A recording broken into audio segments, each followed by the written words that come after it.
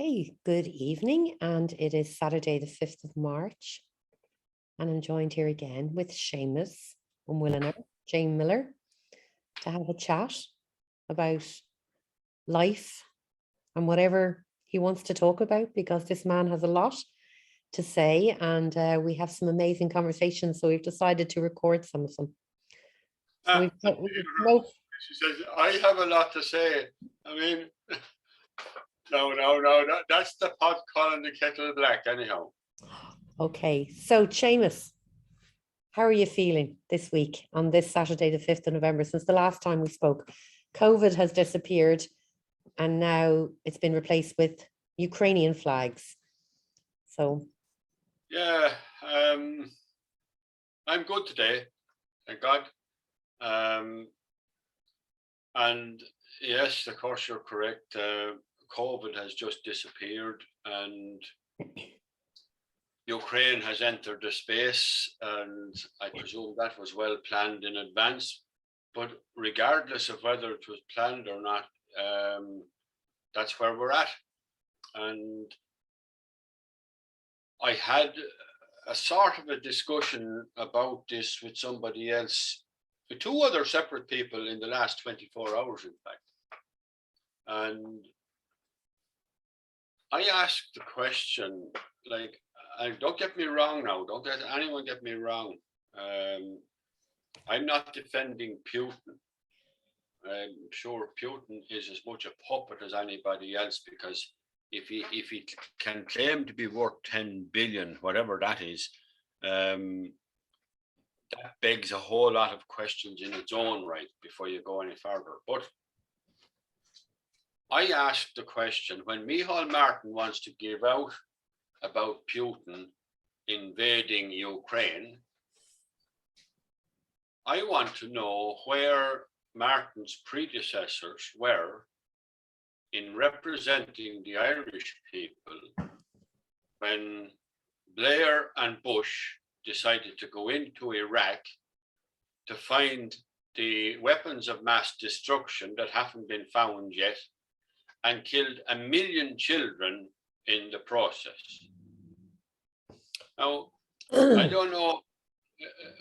Putin has a lot of war to fight before he kills 1 million people. Now, I'm not, again, don't get me wrong, I'm not excusing anybody getting killed in the Ukraine courtesy of Putin. yeah, well, but on Micheál Martin, may I say, I was fascinated to hear him support the sovereignty of the Ukraine with such unusual passion for Micheál Martin. And he was, very passionate about Ukrainian sovereignty. And am I wrong or did I imagine that not so long ago, Micheál Martin, with equal passion and a snarl, said that any talk of Irish sovereignty was a backward concept and not to be tolerated? Am I wrong on that, Seamus? No, you're 150% correct. And can I just ask you, just following on from that, it has felt over the last 2 years in particular that any embracing of the Irish flag was to be considered an act of terrorism almost. very insular. And yet now we have children being told to wear, which I think is wrong, coming out of a pandemic, about Ukrainian flags. I'm just a little bit confused because Stephen Donnelly claimed that the bridge in Arklow had been lit up in the pale blue and yellow colours of the Ukraine flag recently. But wasn't it Easter that we raised up, was it a rainbow flag or a UN flag instead of the Irish flag? Am I wrong there, Seamus, at the... I don't know. I'd be waffling. I haven't a clue. Yeah, so it seems that we're not allowed to... We are to embrace whatever flag they tell us to, except our own. And I've lived in a number of different countries. I don't know if Micheál Martin does, but when I went to Italy, the Italians loved Italy. And I loved the Italians loving Italy. When I went to Japan, the Japanese loved Japan. And I loved the Japanese loving Japan. the Chinese loved the Chinese, and Hong Kong loved Hong Kong, Thailand loved Thailand, America loved America. Does it feel that the only country that's not allowed to have any national pride is the Irish? Well, that's a very interesting point now, and it only just dawns on me that I remember being involved with a cattle breed society back 20 years ago, and out of that, I went to south of France on a number of occasions. And now I never learned languages, but I'd often said to myself, I'd love to knuckle down to learning 2 or 3 languages. Now I've learned how to say thank you in about 10 or 12 different languages, and that's about all I know. But nonetheless, on going to France, I learned very quickly how much the French appreciate their own language. And I learned very quickly to cough up a few versions of Comment allez-vous or Je m'appelle Jim or whatever. And I remember Alexander Ozio correcting my French, and he said, Jim, Je m'appelle Jim. So that's where I got that from. But they took great compliment out of the fact that I tried to farm out a couple of words of their language.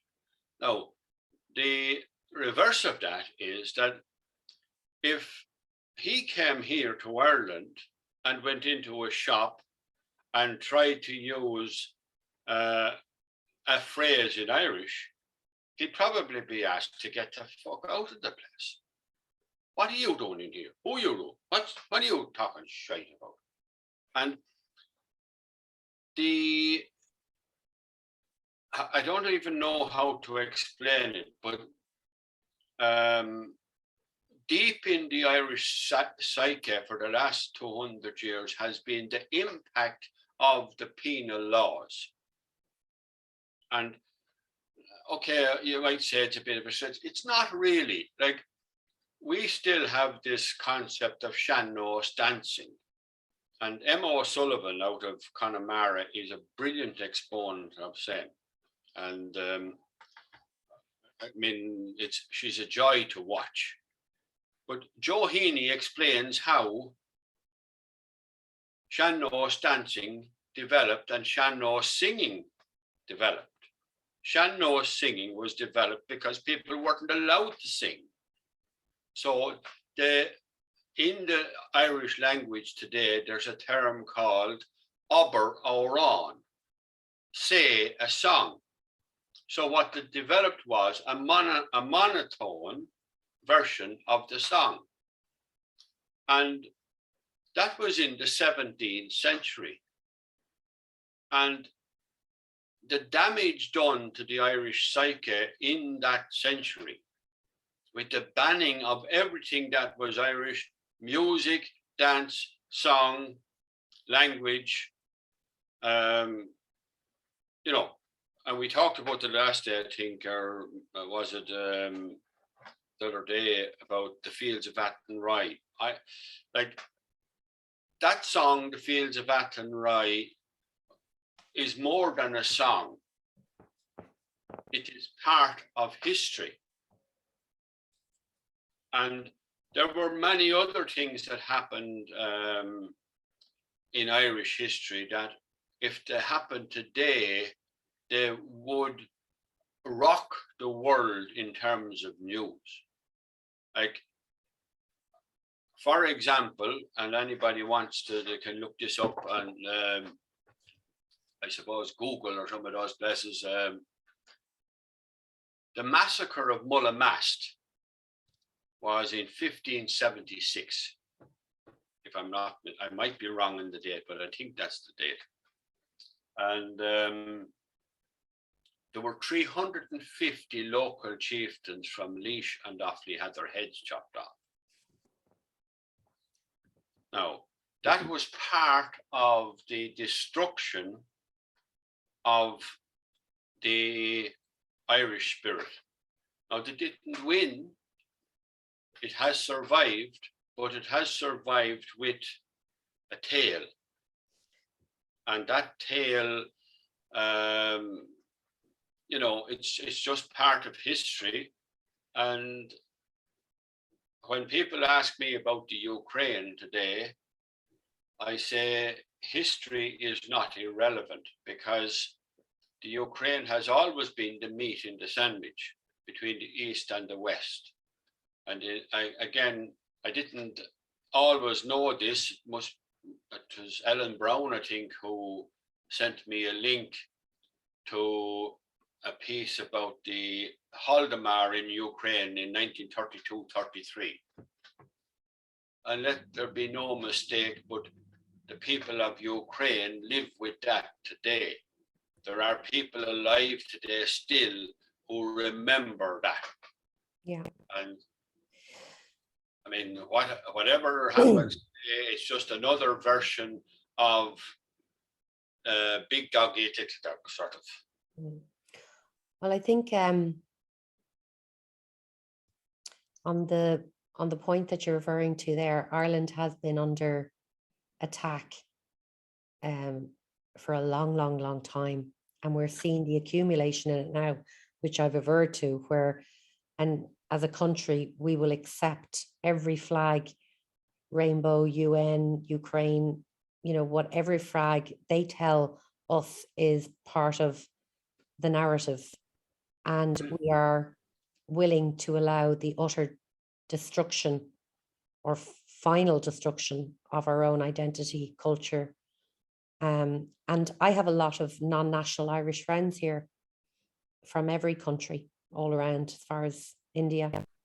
And they have been saying to me for the longest of time, as non-nationals here in Ireland, working, contributing non-nationals, they said, your country is being destroyed by your government. And these are the non-nationals. They can see that, yes, absolutely, there are people who have added to the culture and the richness of our country, and we absolutely should open our arms to anybody who is in need. But behind that, there is an agenda, I think, of making us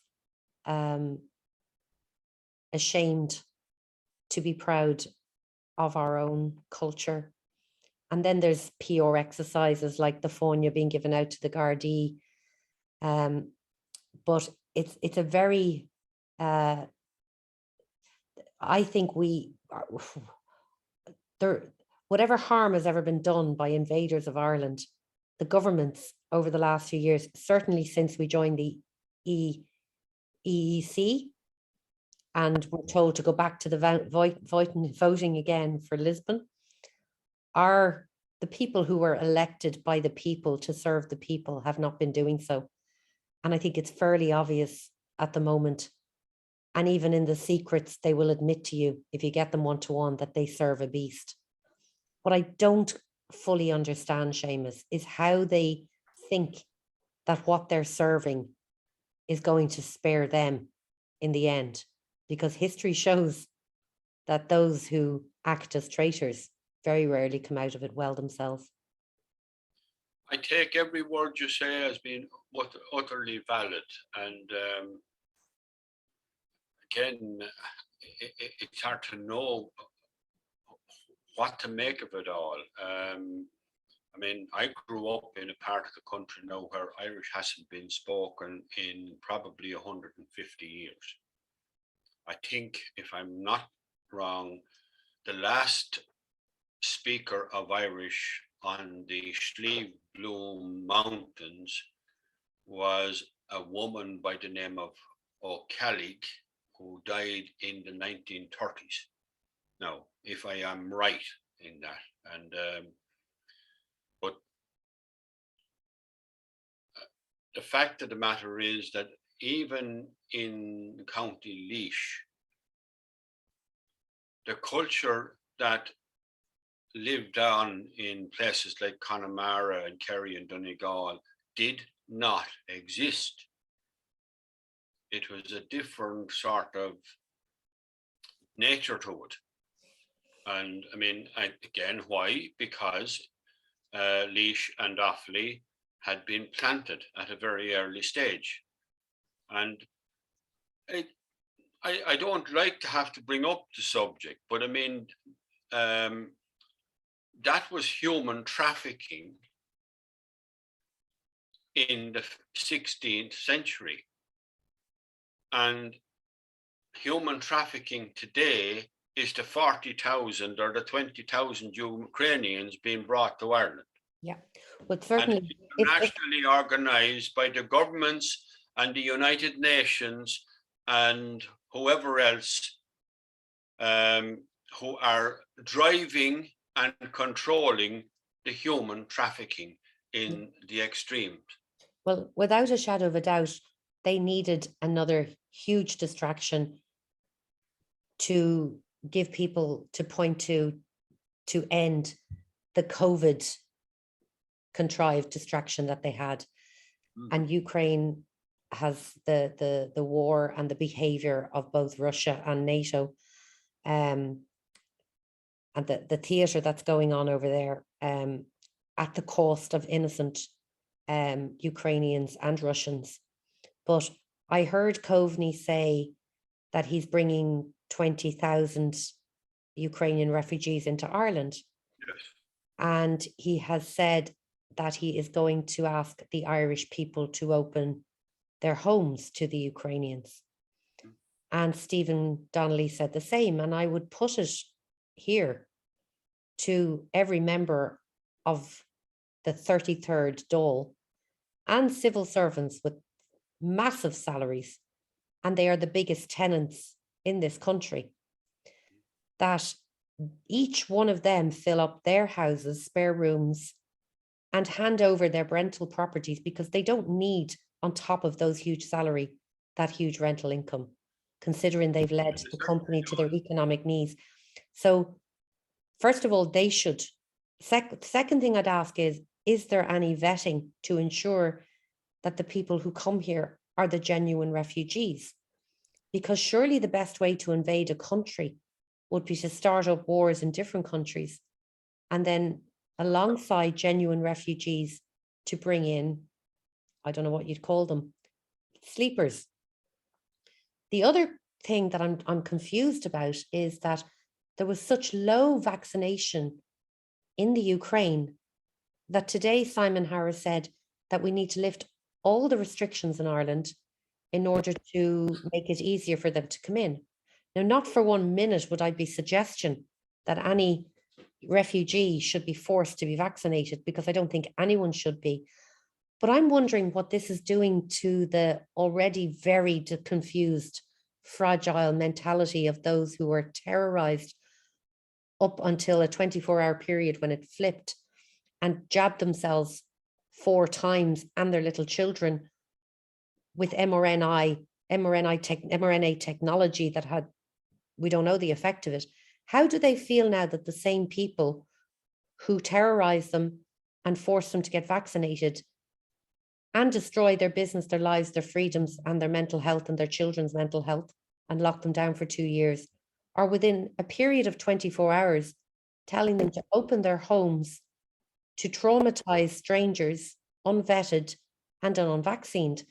And I'm just wondering how I don't watch TV. How do you think those who, God love them, are fully committed to trusting the Dáil, the experts, the paid experts?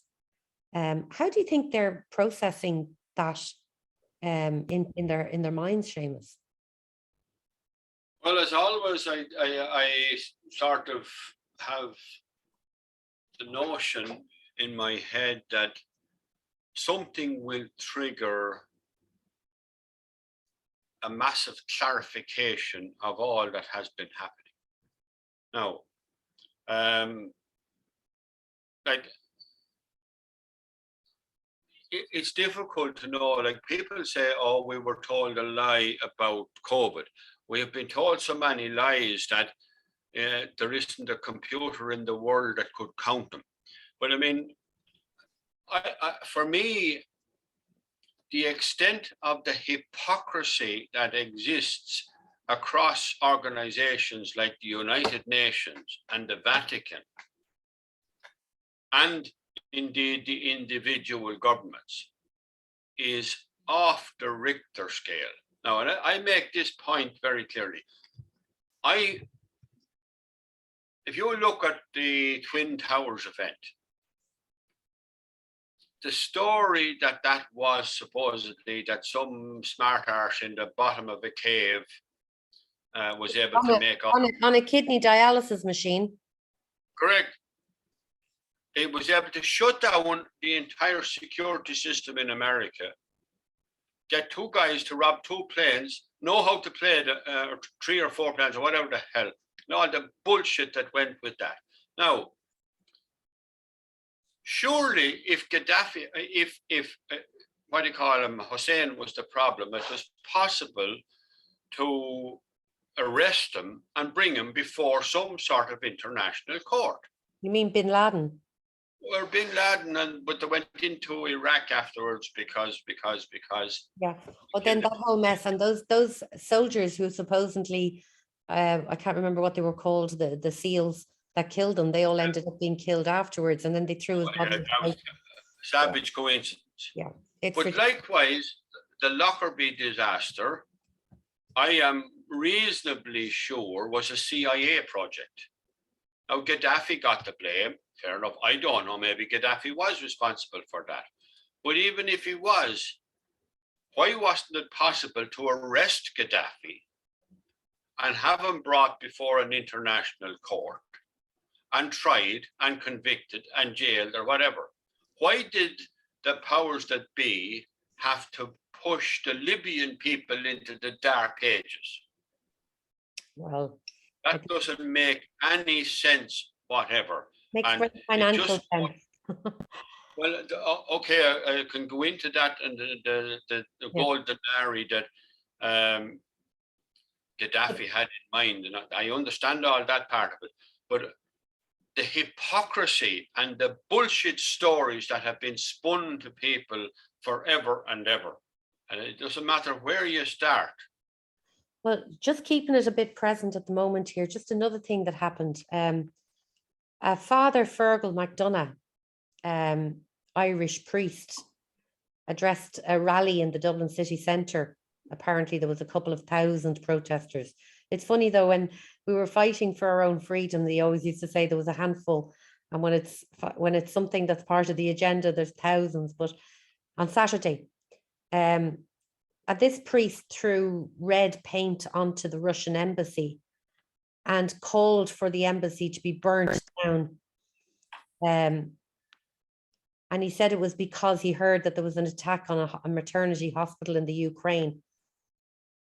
So he basically caused criminal damage, incited hatred, called for damage on a building on the Russian, and frightened the people inside, I presume.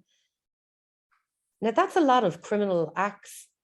And the fact that a priest, would feel entitled to take such a stance, considering the amount of horrific damage that his own organizations have done to children, and that it's tolerated. I'm just finding it. Well, I'd actually have a slightly different take on that now. I would have thought that I was terribly disappointed that there weren't more priests and bishops willing to step up to the plate over the last 15, 20 years and call out some of the bullshit. And they haven't been. And nope. At one level, I don't know that guy's motivations or otherwise. I know what you have said. But I'd be more disappointed in the fact that there are so few of those so-called religious people who cannot see the wood from the trees. And I mean, it's an extraordinary fact that an institution like the Vatican, headed up by Frankie, can tell the world that it's a moral responsibility to get vaccinated. I mean, have This they is what I'm no? saying, Seamus. What? Where was this priest the last couple of years, 2 years, standing up for, you know, even the elderly people who wanted to go to mass, or All the ones that were vaccinated and died in the nursing homes, or the but not nursing homes, or the either. vulnerable. I mean, we're a great country now for looking over at other waters, but there are people suffering here in this country. And I know for a fact that there are Russian people living in Ireland, children and families that are being bullied at the moment because of a contrived situation. And I'm wondering what's going to happen if, for example, China then hits Taiwan, which is highly likely, and Russia links up with them and we're in a war. Like, are people ever going to actually stop and think for themselves? And today I spoke to a lovely girl who has been appallingly treated by her family and friends over her just questioning of the logic of what's been happening over the last 2 years with COVID. And within 24 hours, her whole family were waving Ukrainian flags. They don't even know where it is on a map. And she said, well, what's happened to COVID? And she was called a Russian apologist. Now, last year, it was something else, a right wing, whatever. Like, what has happened to people that they are so easily led, but so vicious towards their own loved ones who ask a simple question? What has happened to their minds? Well, that is a $1 million question. But again, I have to say that the leadership across this country for the last 25 years in particular has been shocking. And I don't know that it's any worse than it was for the previous 80 years of the 100 years we have supposedly on our own. But I am gobsmacked at the extent of the absolute, I don't even have a word for it. I mean, I could use one, but it wouldn't be good for a woman's ears. But I cannot describe the level of fraud on the Irish people pretty much since the foundation of the state. Now, prior to that, we can blame the Brits. Now, we can still blame them because technically we're still under the crown. But there seems to be nobody in officialdom. Now, I have made a point of raising the issue. I know you have no interest whatever, and rightly so, in the whole matter of and business of banking. I understand that, and I have no interest in banking per se either. I don't want to be a banker. I don't want to have anything to do with banks. However, I do absolutely understand what the Germans figured out 250 years ago, and how nobody in official Ireland for 80 years at least has been able to grasp the very fundamental of how the money system is used to milk the Irish people dry. And I make no bones about it. The cost to the Irish people of being in the EU is somewhere north of 5 trillion. And I defy anybody to disprove what I'm saying. But yet everybody thinks, oh, it's great to be in the EU, and what would we do if we weren't in them?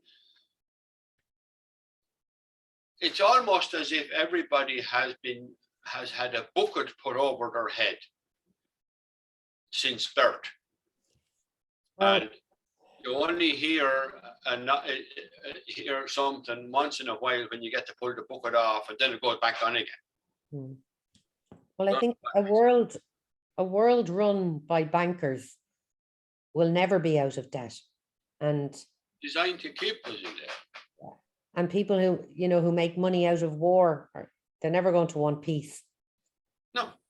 And when a small set of seriously damaged, corrupt, broken men are writing the laws, there'll never be justice. Couldn't be. And they all own the media, so there's never going to be truth. So the fact of the matter is, the most broken, damaged, small-minded cowards are running the world. Yep. And there is nothing as dangerous as a coward. And that is what's going on. And unfortunately, they've made cowardice and hypocrisy and doublespeak and compliance a virtue. Yeah. And they have demonized courage, creative thinking, intelligence, and love and life. And that's where we stand at the moment. And I'm listening to where they're saying things are going. So we knew, Seamus, from a few years ago with the Agenda 21 to 2030, that they had Varadkar even let it slip that this was always going to go on till 2022, then switch over to the war, then switch over. And then 2025, there's going to be a big revelation about, some are saying it's, I don't know, multidimensional Jesus returning or whatever. The churches have already joined up together. They have that new one world church thing. They're doing the one world government thing. I mean, they're not hiding this. They've written books after books and great resets. Peter Sutherland in Ireland, a huge Jesuit, was very clear about his agenda. Mary Robinson was very clear about her agenda. Bono, all of these people who our country is signed up to an ideology, Seamus. And I would love to speak to the ones in Ireland who are the top servants of this ideology, because I think they've been given 90% of some very ancient, secret information, but they've been lied to in 10%. And the 10% lies that they've been told, if they knew the truth, might have made them think twice about what they were signing up to. But there is an ideology, a fundamental ideology in this world, which is anti-life. And it is pro-transhumanism and pro-virtual living. And you only have to look around at the fake trees that have been built in Cork and all the different things that they're doing. Windmills being put down in Arklow causing 16 billion that actually cause more damage to the internet. But the stakeholders are going to do well. They have recruited, for reasons we could talk about another night, how they actually recruit people. But there is an ideology that's going on in the world. And I don't think, unless a person fully is aware of what that ideology is, they could be either forgiven for being naive or understood that they would be confused. Well, again, I don't want to be hard on anybody for not having a sort of a grasp of where things are at, because most people are so damn busy trying to keep a roof over their head and food on the table and this and that, the other, and okay, they are responsible, but they're only doing pretty much what they grew up and were trained to do and taught to do. So I don't want to be hard on people, and I certainly don't want to dismiss people who think other than I think. But I am going to throw this out now for what it's worth and say this to you. I think the United Nations is probably the most corrupted entity in the world. And unfortunately, through our defense forces, we have had, dare I say, some thousands of good people who gave strong, big portions of their lives to the United Nations, and some who gave their lives to the United Nations, not having the faintest idea as to what they were at. And when it comes to trying to get a handle on the lies of history, the United Nations, I'm beginning to realize that calling out the United Nations may be a big part of it, because most people would believe that the UN is a wonderful organization. Yes, there are many wonderful people working for the United Nations, but most of them haven't the faintest idea that they're part of the corrupted plan, or the plan of corruption, maybe I should call it. And the United Nations are quite low down the ladder of those who are pushing an ideology that goes right up to the top. And frankly, probably if we know the name of the organization or the faces of people, you know, whether it's Putin or Varadkar or Trudeau or Rothschild, they're pretty low down the ladder of what's really pushing this ideology. Well, nonetheless, they are still the front of house managers. And if you're a car salesman manager and you're selling cars with dud engines, you're still responsible for what you're doing. And if even if you don't know that somebody is supplying you with dud engines in the cars, you should find out after a while when 10 people come back to you and say they have had dud engines. If it hasn't become somewhere clear by now that the United Nations is anything but what it is presented as. And I mean, like, we can go back to the different sort of brethren and brotherhoods and groupings that operate in Ireland, and the grouping in particular that's outside of the law since the Government of Ireland Act 1920. I spent 25 years in the Defence Forces in Athlone, and I'm going to say this again. I've had a spat with my former colleagues in there over this matter. The office of the ex-United Nations servicemen in Athlone is housed in the Freemason Hall and painted in UN blue. And that sums it up for me. And that the present authorities in the Defence Forces cannot even see what an insult that is to the Irish people. And the people of Athlone should burn the bloody place to the ground. You probably get into more trouble for saying that than the priest got into for saying burn the Russians down to the ground. Well, I don't care. I mean, but you know, let's the thing is, Seamus, people insult the Irish people that should stand. Yeah, but most Irish people don't know what the Freemasons are. And the majority of Irish men who are hungry for success that join the Freemasons for a bit of networking, back scratching, or arse covering, or worse, don't know what the Freemasons serve. And the Freemasons serve something beyond the Freemasons. But like you say, 90% of the members don't have a clue. That being said, they go in there for their self-interest and advantage. And that already leaves them open to taking advantage.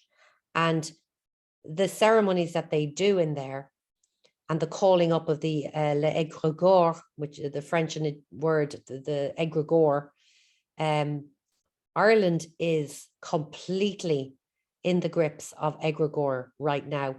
But the old rituals and secrets and handshakes that used to, you know, glue them all together, they don't need it as much now because the internet gives the egregore a link directly into each person's mind, and they know exactly how they're thinking.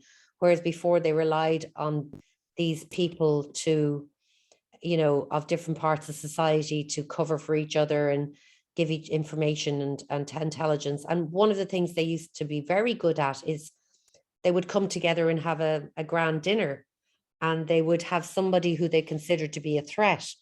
So say, for example, there was corruption going on or cover up or worse, abuse, and somebody started to question it. We saw this happen a bit to Maurice McCabe in Technicolor. So they'd come together at dinner, and at that dinner, there could be, you know, judges, barristers, politicians, taxi drivers, plumbers, whatever. And they would decide how they were going to annihilate that person. And then they would spread the information out. And then those people would spread the rumors out to the community, whether it's, oh, that one's he's a bit dangerous, or she's a bit dangerous, or he's a bit mad, or he does this or he does that. And that cancel culture was very much part of the requirement, the reason why they set up the Freemasons. Now they have the internet to do that. So the Freemasons have now gone digital, by the way. You can now sign up digitally online, but they're really kind of not needed anymore. They don't have the same power. But the egregore, the mind entities that they invoked, are very much, in this country, we have extremely dark egregores. Now, the majority of them were nullified and cancelled on the 24th of April of 2020.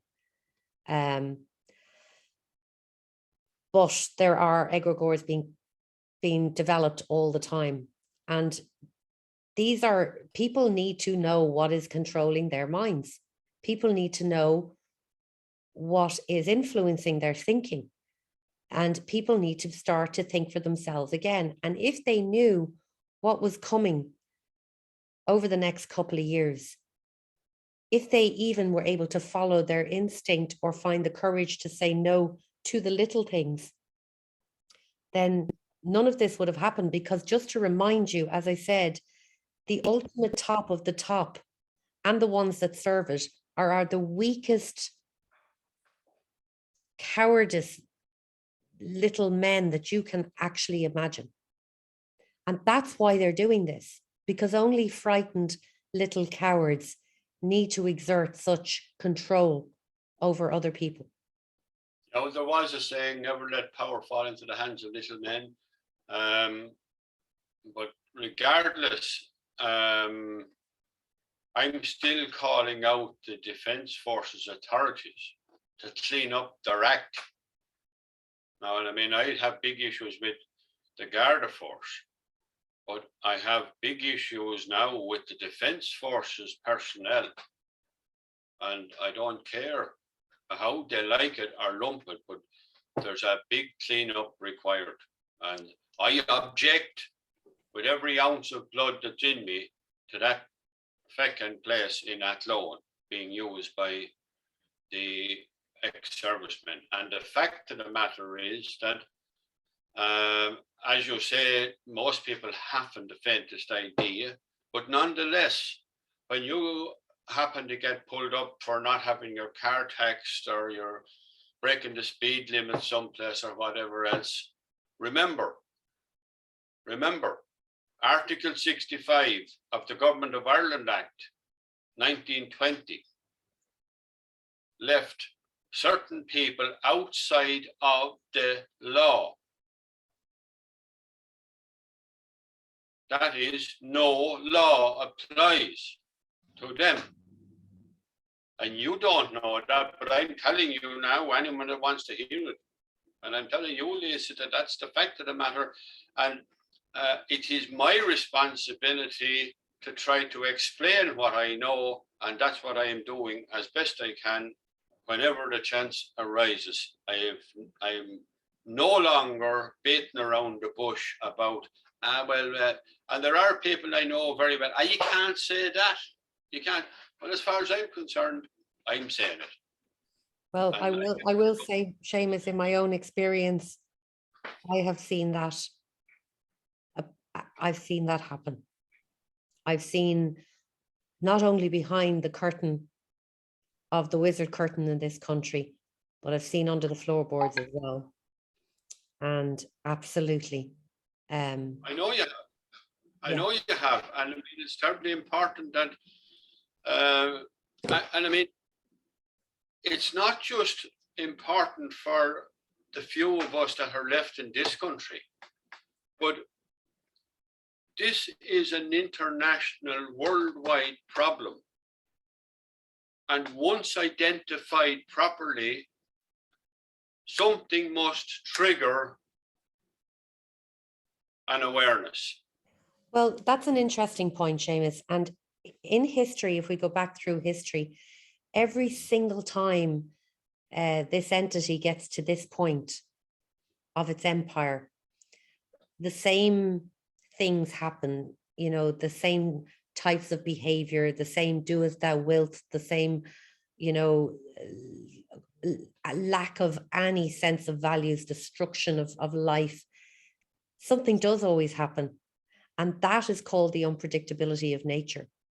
So at the moment, I think we can see the potential trajectory of what's coming. I mean, you can read the business plan to 2030, who they want to annihilate, what races they want to annihilate, how they want to formulate everybody into one herd and what they want to do with them thereafter, how they want to control every aspect. I mean, Leonard Cohen said, and the rich will have the cameras in the bedroom of the poor. You know, they're there now. I mean, Bill Gates said in 1979 he wanted a PC on every desktop and in every home in the world, when a PC was the size of a jumbo jet and cost the same price, size of a house. Wasn't his vision he was talking about. It was, that came from somewhere else. But I think right now they're looking to put the cameras inside your brain, inside your biology. And all we can do as individuals is to remain seated firmly in our own power, not be afraid, create a safe place for those who are starting to go through the utter trauma of realizing that they have been lied to from the day they were born, and the parts that they have dedicated themselves in good faith serving when they then realize what it was they were serving. And we know that journey backwards through that shame, through that pain and hurt, and to be that beacon for them. But have no doubt, I think you're right. Something unpredictable is going to happen. And ironically, it's these little cowards' fear of the power and unpredictability of nature and consciousness that's making them do what they're doing, because ultimately they're afraid to die. And then the ones that serve them are afraid that the do as thou wilt with no consequences was a lie. Plot twist, it was a lie. And ultimately, life from the day you're born till the day you die is about experiencing consciousness by remembering itself, by being the fullness of who you are supposed to be in your authentic self, which gives other people permission. So none of us can do anything about these little men playing their theater games, bombing homes, destroying people, destroying economies. And the ones that are glued to the TV believing it, we can't help them. But absolutely something is going to happen that they haven't predicted, because it always does.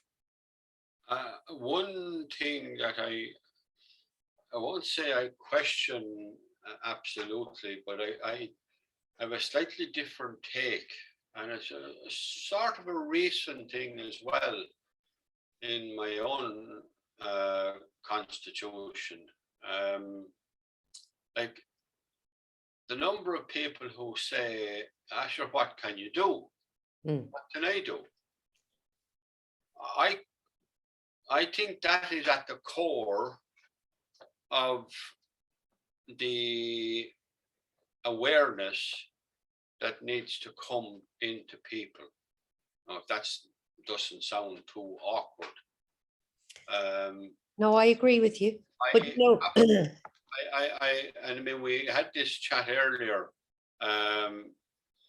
I have come to the realization that each of us has enormous power. And simply by acquiescing to something, we are feeding the bear, and simply standing up to the easiest, the most Mickey Mouse thing on earth. We are responsible for all our actions, Yes. for every expression of energy that we have.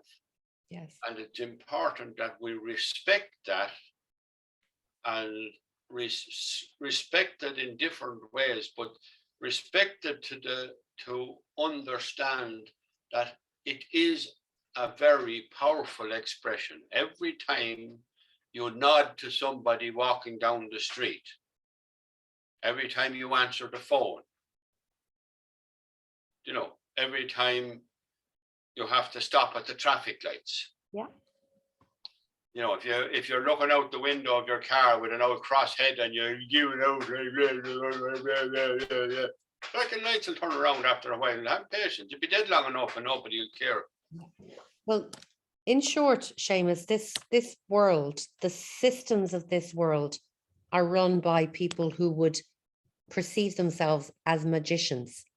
And by that, I mean, they have deep belief that they, by interacting with energy in a certain way, can manifest realities on this earth. Now, that sounds very highfalutin, but by getting 5 million people in a country glued to a television, and then based on whatever trigger you tell them to do, they all immediately put up a flag or a BLM or a thing, that is them manifesting. So they do manifest the reality. So until people, exactly what you're saying, is realize and take responsibility for their own actions and inactions and thoughts. But what these guys offer people is this attitude of, you never have to feel the discomfort of your own pain or shame. We will give you somebody to blame, somebody to shame, or something for the pain. And that's why humanity is where it is. Because that's not the way life is supposed to be. We are supposed to have the courage and support to step into the discomfort and to alchemize errors, mistakes, or ignorance in a safe environment. Well, can I ask you then, and we had this discussion a little bit earlier on, and I ask you to go over it again, because I think it's terribly important, and an awful lot of people will actually grasp this. But we have been a long time on this road, going in this direction. And by us, I mean mankind. And I listened to Stephen Manning last night. Now, he explained this in a different way. And it doesn't matter. He arrives pretty much at the same position, but he starts off on he goes a different journey to the same result.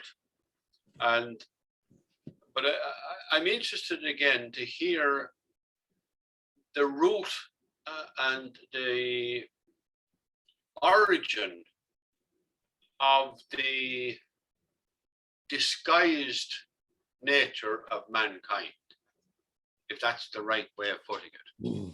Well, an hour and 20 minutes into this conversation, you bring up the meaning of life and the creation myths, Seamus.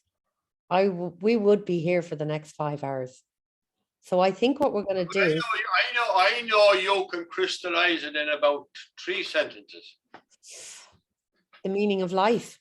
No, I didn't say the meaning of life. I mean, what I'm trying to get at is how long we have been fed the lie, and the essence of that lie. And I mean, you can go back to Cain and Abel, you can go back to Adam and Eve, and you can go back further than that. Yeah. I mean, Cain killed Abel. Okay, from the first moment that a baby cries and somebody doesn't come, and that baby feels like they are alone and vulnerable, that's the very, very first premise of all lies. And without a world that is committed to making each human being remember that they are always home and safe and enough, and that they are a unique individual expression of human consciousness, or an aspect of human consciousness, and that their job is to be fully, uniquely, authentically their expression of that consciousness, number one. Number two, that it should be acknowledged that not all humans are charged in the same way, and that some are charged, created with leanings or lessons or gifts or responsibilities, and they need to be identified in a community and nurtured, and that the natural expression of humanity is not a hierarchical, pyramidal shape where the ones at the top hoover the energy from the ones at the bottom, but rather a more circle community in which death is not something that is considered any more of a rite of passage than an exhale, and that reverence is there for birth, for love, for the elderly, for the vulnerable, and for the death process. And these are all things that are gone. So we've been lied to from the day we were born that we are not home and safe and enough. And we've been sold quicker, easier, more seductive. And we've been sold the idea that feelings, can be bad. We don't know the difference between desires and needs. So yeah, we've been lied to since the day we were born. Yeah, well, then you go back, who was born first? And like, I mean, what was the essence of the story about Cain and Abel? In the end of the day, Cain killed Abel because basically he was jealous of him. Well,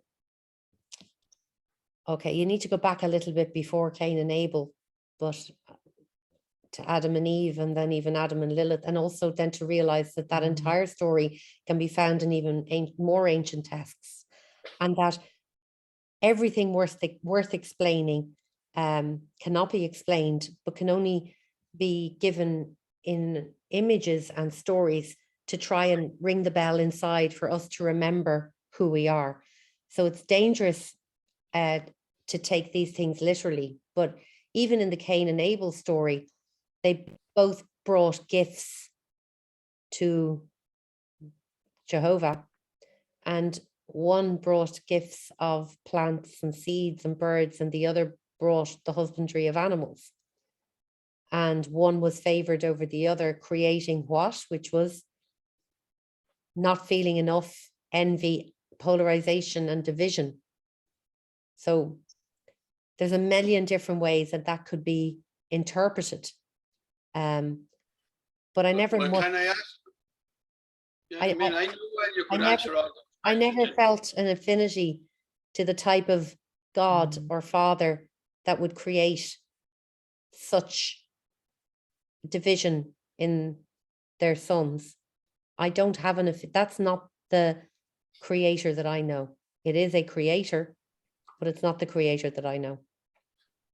And I understand that, and I knew you could explain all that in a couple of sentences. But then the question arises, where, I know you don't do time.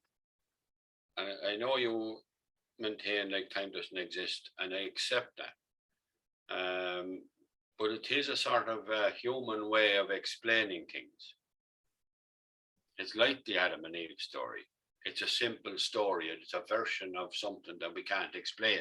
So we use something that's a non-explanation. Well, time is essential for free will because we have to make a choice. So Okay. you have to make a choice. My question is that, and it's a subject for another day, and I'm asking you the question because I genuinely haven't got my head around it.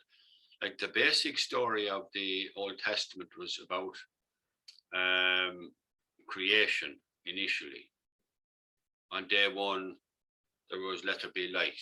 And day two, it was something else. And day three, he made the apples and the trees and the whatever else. Now, that has always fascinated me to know, where does everything come from? I mean, the universes are phenomenally expansive entities that I can't even comprehend. I remember 15 years ago, there was a discovery of a black hole somewhere up there in this Maria sky. And the diameter of the black hole, if I remember properly, was 500 million light years. I have no idea what distance that has to be. But then you have the Roswell story and the ISBY and the 73 million years of memory. So my question is, we're told about the 2000 years since Jesus Christ and a couple of thousand years maybe before it and whatever else. Where's the beginning? Like if you were to ask, if you were to ask the Freemasons up in Dublin, they all talk about Annus Lucis, and that's an interesting conversation. And our friend Usher, you know, his time frame. You should have a chat with the guys up in Molesworth Street about their creation story and what Annus Lucis is. But what I'd say to you is this, Seamus: whether you were to go out in a spaceship or whether you were to go inside your body, the deeper you go in, you'll find that all we are is energy vibrating very, very fast that makes it feel physical. Okay? Now that's a very frightening concept for people, is that light can be a wave or a particle, depending on the observer. And I remember a 4-year-old asking the question in school, my 4-year-old, when she was 4, and in St. Patrick's, and she was hearing the Catholic creation story for the first time. And she continuously kept asking, when they said day 1, day 2, day 3, she said, what happened before the Big Bang? What happened before the Big Bang? Because this was something that she was interested in at 4. And the teachers called me up to the school about it and said, she's asking these weird questions. So I said to her, what was the question? And she said, I wanted to know, they were trying to tell us about God. So I wanted to ask them what happened. Where did the Big Bang come from? Theory. And she said that if light is a wave or a particle, depending on the observer, which is the Planck light experiment, which everyone should be talking about, then there had to have been a consciousness, there had to have been an idea. So in order to create, before creation comes an idea. An idea comes from silence and creativity, and forethought comes from the drive. So what I would say is, this all came from an idea, from a creative source. And why would the creative source want to create this? Because maybe by creating this, place and splitting itself out into individual pieces where we're all looking through a pinhole, that maybe it would contribute to a set of experiences and creativity that will enrich the consciousness and wisdom. Because any ultimate source and creation of life has to be creative itself, curious, dynamic, playful, and always growing. Otherwise, it's static. So that is why I believe that we are here. We are an aspect of consciousness through an umbilical cord of spirit, living in a multi-dimensional existence of which we only see 3 dimensions and know there's 4, although I'm suspect about gravity, but that's a whole other thing. And within that, our spirit is trapped within a physical, an emotional, a mental, and a heart body. And from the perspective that we are either consistently looking outwards and moving outwards and being tempted outwards, or this lifetime, which I believe may be the last go around, we're starting to collate and work back inwards, home to that creative source. But I do believe that that creative source has given us the gift of free will. And if those choose to remain loving and living and dying for the lie, they will be permitted in some form of consciousness to remain there, this time eternally. And spirit will go back home. And each person now is deciding which way they're going to go. And they've made everything very dramatic and very obvious. And the people at the top know this, but they don't even understand it. And they are desperately racing to try to trick, control, replicate human consciousness and nature. And it's never going to happen. And that's why they're cancelling life. Are they also struggling to not be caught out? Well, there's a great if you look at the moment, what happened with Epstein, they knew about Epstein a lot earlier than that came out, because I think there was a reporter over in America and she was warned by the royal family not to do it. Andrew came out, that French guy died recently. And then sure, we only have to look at the Yahoos in Dublin. I mean, it's a country of filth. And I will say that our entire system and legal system and everything is set up to protect abusers, not victims. So whatever PR they're putting out there, they've still got a lot of work to do. But there is this great desire, and part of they have to tell us what they're doing. And they're showing us in technicolors. They're showing everyone in technicolor at the moment. But I think there's also a group of people in very high positions who are actually quite disgusted themselves at the world that they've created, which with overproduction of things and over greed has actually made them really, really wealthy beyond any belief. But I think there's also a group that kind of want to just clear us all off and have their own little unit, like in the places like Neon or whatever that place has been built down in Saudi Arabia, and have this spotless, clean universe controlled with only a couple of 100,000 on it, all living the utopia, but always uploading into the metaverse so they can all have some form of immortality, because they've no faith, Seamus, because they've completely disconnected from the source of life. And I think that they have an envy of nature and life and love and laughter, and they're desperately trying to destroy it and control it. So I don't know if that answers your question. Oh, well, it throws light on it. But I wouldn't any chance of an old song. Yeah, but as regards just saying Adam and Eve and Cain and Abel, maybe they were races of people. People are taking things way too literally. And just remember as well, the translators. But the point I was making was that those simple stories can be extrapolated upon.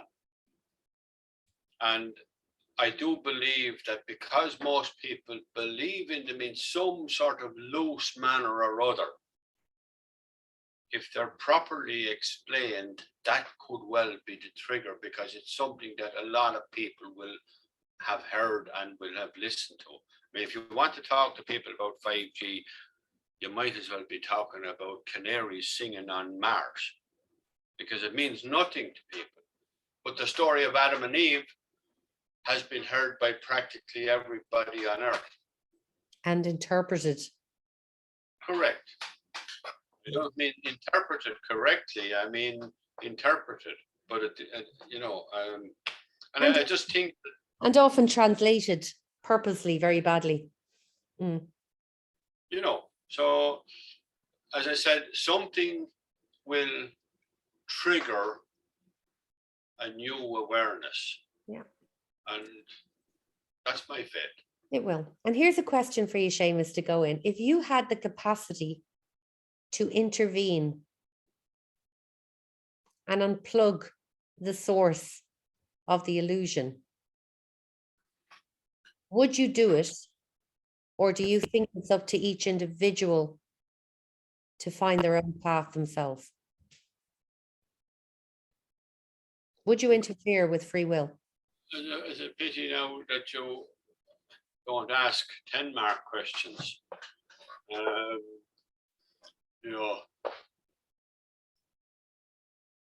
That's a really good question, because I've had this discussion in a totally different area of things in recent times.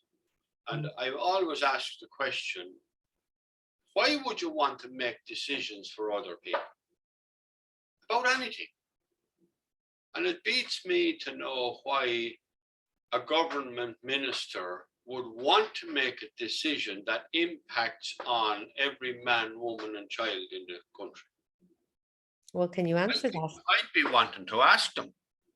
Well, I think the answer is obvious.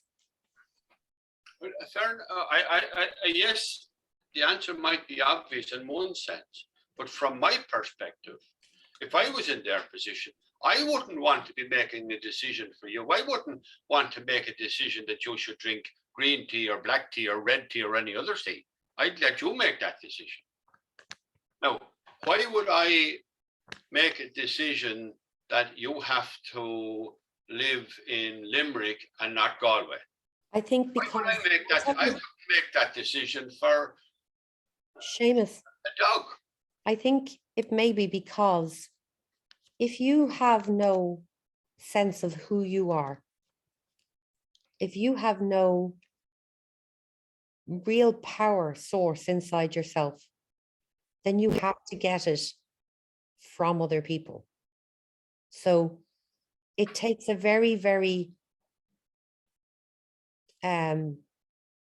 empty person to need to exert control or importance over other. And if you look at the fact that the majority of these in their secret organizations call each other most worshipful master, I mean, how could you either be called that or call someone that and keep a straight face, regardless of all the other regalia that's going on? Indeed. I think the lack of of connection to source and faith leaves a hunger which is insatiable and a need to feel in control and to feel significant. Well, and that seems to be the problem. Well, we might want to wind up this conversation and maybe do something else before we hit the scratcher. But the thing is that Steve Manning talked about this in a different way last night.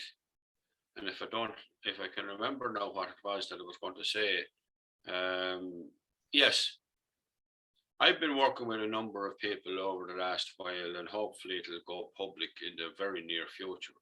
But one of the big problems that I see in this little island and the so-called democracy that we have is the decision-making processes that operate. And the average individual suffers from the illusion or endures the illusion that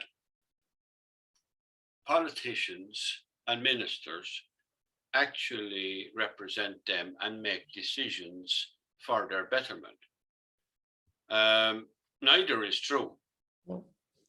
And my view of it is that to redesign society, and whether it's into some sort of circular entity, but away from the pyramidical model,